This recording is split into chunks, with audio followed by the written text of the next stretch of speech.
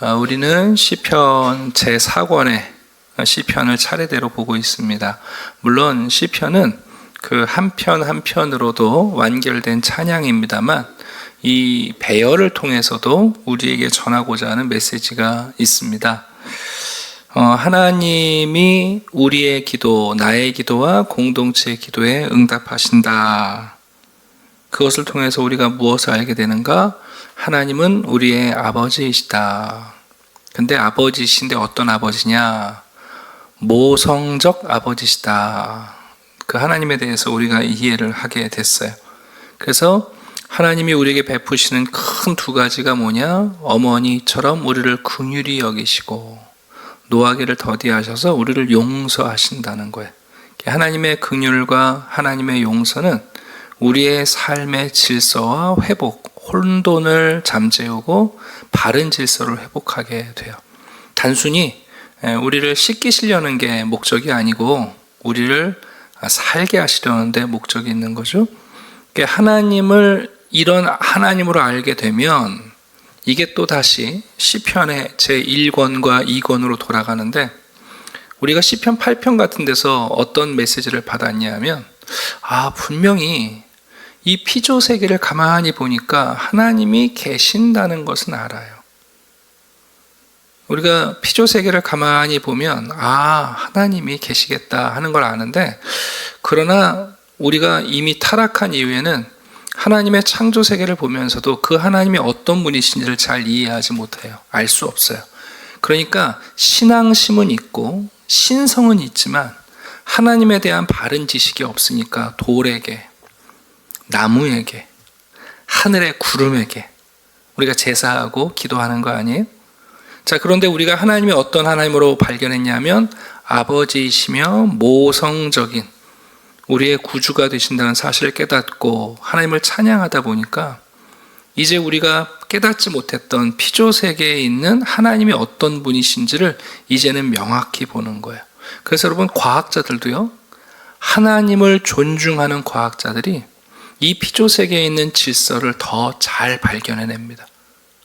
그저 이 세상이 우연적 세상이고 진화적 세상이고 그냥 돌발적인 것이라고 생각하면 거기에 어떤 질서와 거기에 어떤 비밀이 담겨 있겠어요. 그러나 하나님이 어떤 분인지를 알고 이 자연을, 하나님의 창조 세계를 연구하다 보면 그 안에 있는 질서와 하나님의 체계를 발견하게 되는 거죠.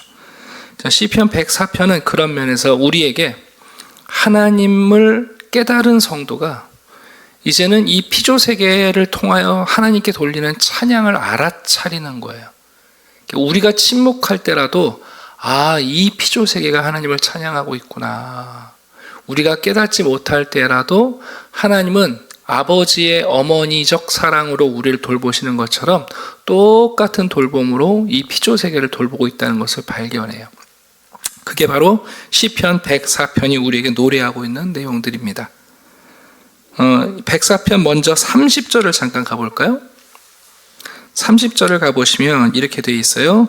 주의 영을 보내어 그들을 창조하사 지면을 새롭게 하시나이다. 여호와의 영광이 영원히 계속할지며 여호와는 자신에게 행하시는 일들로 말미암아 즐거워하리로다.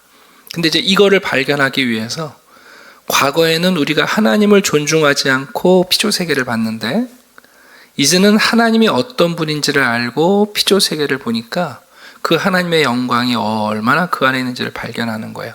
자, 오늘 1절부터 9절까지 보겠습니다. 여기는 두 가지의 큰 모티브가 나와요. 1절을 보면 똑같이 시작하죠. 내 영혼아 여호와를 송축하라. 왜 그런가? 나의 하나님이 얼마나 위대하신가를 보자.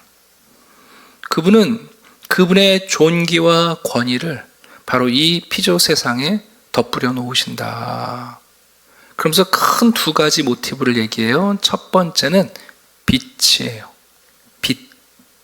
자, 2절 봅시다. 주께서 옷을 입은 같이 빛을 입으시며. 여러분, 이 빛이라는 건 하나님의 거룩함과 초월성을 우리에게 보여주는 가시적인 현상이에요. 여러분, 빛은 하나님의 초월성, 그리고 보지 못하는 하나님의 거룩함 우리에게 보여주는 가시적 현현이죠.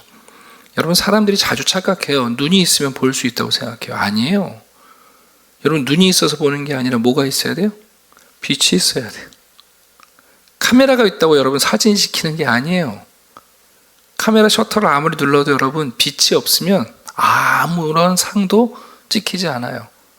우리 눈을 아무리 크게 떠도 여러분 빛이 없으면 아무것도 못 봅니다. 두 번째 모티브는 뭐냐 하면 바로 비예요. 하늘에서 내리는 물. 근데 여기 보면 3절부터 이제 9절까지 물에 대한 모티브가 나오잖아요. 근데 여러분, 이 물이 어디 있냐면 저 하늘에 하나님이 창고에 들이신 물이 있고 이 땅에 물이 있단 말이에요. 여러분, 바닥에 물을 쏟으면 물이 모이죠. 그죠, 여러분? 물이 모이잖아요.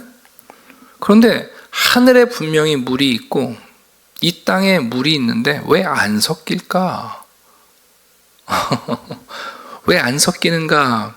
바로 그 이야기가 뭐냐면 하나님께서 흔들리지 않게 하셨다는 거예요. 여러분, 짓궂은 아이들 가운데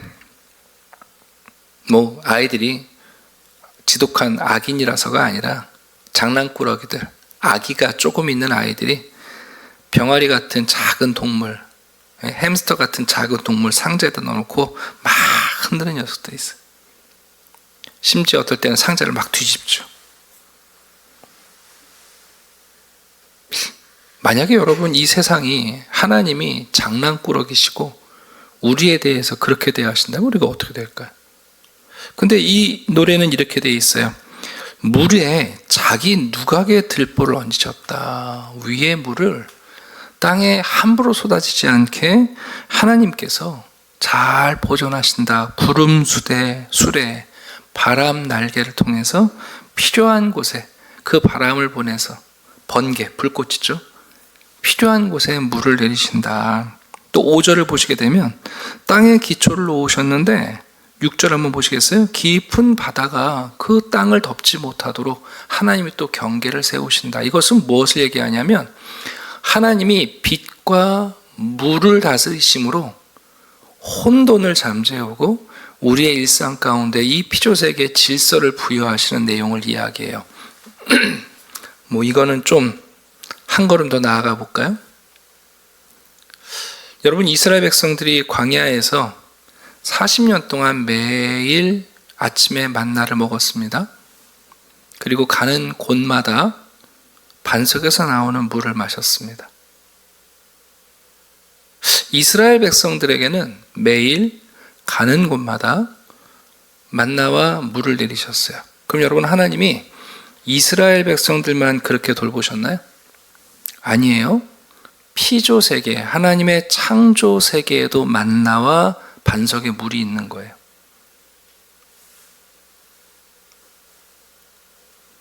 여러분, 이스라엘 백성, 자기 백성에게 하나님이 아버지 모성적 사랑으로 광야에서, 빈들에서 채우시는 하나님을 경험하면서 우리가 그 믿음의 눈을 갖고 눈을 열고 세상의 피조세계를 보니까 이스라엘 백성들에게 만나를 내리신 것처럼 모든 피조세계에 날마다 내리는 만나가 뭐예요? 맞아요. 빛이에요. 아침마다 떠오르는 태양의 빛이에요. 여러분, 나무와 풀들과 모든 동물들에게 아침마다 떠오르는 빛, 태양은 만나와 같아요. 이스라엘 백성들이 어디를 가든지 반석에서 물이 나왔어요. 놀라운 사실은 이 피조세계에도 여러분, 그 단단한 바위에서 부드러운 물이 나오는 것처럼 이 피조세계는 저 하늘에 아무것도 없는 공허한 곳에서 비를 내려서 땅을 적시고 식물들에게 먹을 것을 주세요. 갈증을 해결하시잖아요. 이 땅의 갈증을 해결하세요. 그러니까 이 두 가지를 여러분 한번 비유해 보시면 하나님이 자기 백성들에게 만나와 반석에 물을 주신 것은 이 피조세계에 매일 빛과 때를 따라 비를 내리시는 것과 다르지 않아요.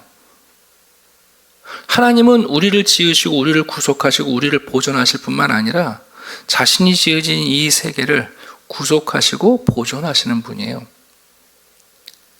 우리가 그렇게 볼 수가 없는 거죠. 왜? 우리가 하나님이 어떤 분인지를 모르고 하나님의 아버지의 모성적 사랑을 이해하지 못하니까 그냥 태양이 떠오르면 시간을 재고 아침, 저녁, 아이고 일하러 가자, 퇴근하자, 자자. 그러나 여러분, 매일 떠오르는 그 태양이 이 창조세계 베푸시는 매일의 만나라는 사실을 볼 수 없잖아요. 근데 20편 우리에게 눈을 열게 하시는 거예요. 주님께서 옷을 입은 같이 빛을 입으신다. 하나님이 이른 아침 제일 먼저 일어나서 아침을 준비하는 어머니처럼 매일 아침 빛을 쏟으시며 모든 피조세계를 향한 어머니의 돌봄을 베푸신다는 거예요. 얼마나 여러분 아름다운 이야기입니까? 이것을 보고 믿음의 눈으로 발견하며 이 피조세계와 함께 찬양하며 살 수 있다면 그 사람이 여러분 얼마나 안정된 삶을 살겠어요. 마치 내일 아침이 되면 먹을 것 없이 쌀독에 독 떨어진 것처럼 고민하는 게 아니라 하나님이 피조세계를 이렇게 빛으로 매일 공급하시는 하나님이라는 걸 알게 될 때 우리의 삶이 얼마나 여러분 안심하며 살아가겠어요. 때를 따라 또 이동을 하면 아이고 거기 가면 물이 있을까? 반석에서 물을 내시는 것처럼 아이고 또 여름에 또 가뭄이 들었는데 비가 올까? 땅이 쩍쩍 갈라지는데 그럴 때 여러분 하나님께서 또 저 보이지 않는 반석 같은 허공에서 물을 쏟으셔서 땅을 적시잖아요. 아이고 이사를 가면 거기 가서 또 뭘 잘 살 수 있을까? 그 동네는 괜찮을까? 다 살아요. 미국 가도 살고요. 다 살아요. 여러분이 시편 104편을 제가 참 좋아하는데 또 내일부터 보시면 참 재미있는 동물의 왕국 사파리 이야기가 나와요. 정말 이런 얘기예요. 아니 강둑에서 앉아보니까 쓸데없는 나뭇가지들이 여러분 강물에 떨 내려가는 거 아니에요. 저 왜 필요한가? 물에 빠진 짐승들이 여러분 그 가지를 의지하여 살더라는 거예요. 아니 저 광야에 굴러다니는 돌이 왜 필요한가? 여러분 사반, 너구리들이 여러분 거기를 피해서 숨으면서 사냥을 하더라는 거예요. 여러분 하나님의 이 아버지의 모성적 사랑이 우리를 향해서 향하신 것을 깨닫게 될 때라야 이 피조 세계에 있는 하나님의 동일한 구속의 손길을 발견하게 돼요. 자, 6절 봅시다. 옷으로 덮음같이 주께서 땅을 깊은 바다로 덮으셔서 물이 산들이로 솟아오르지만 꾸짖으셔서 그 물이 도망하여 우레소리로 말미암아 빨리 가며 주께서 정하신 곳으로 흘러간다. 하나님은 이미 피조세계에 질서 그리고 혼돈이 닥치면 그 혼돈을 잠재우심으로 하나님의 질서를 일으키신다는 걸 보게 돼요. 다시 말하면 하나님은 지속적으로 돌보시고 지속적으로 공급하신다는 것을 우리에게 깨닫게 하시는 거예요. 여러분 이제 오늘 우리가 이 시편으로 우리의 찬양을 삼으면서 우리도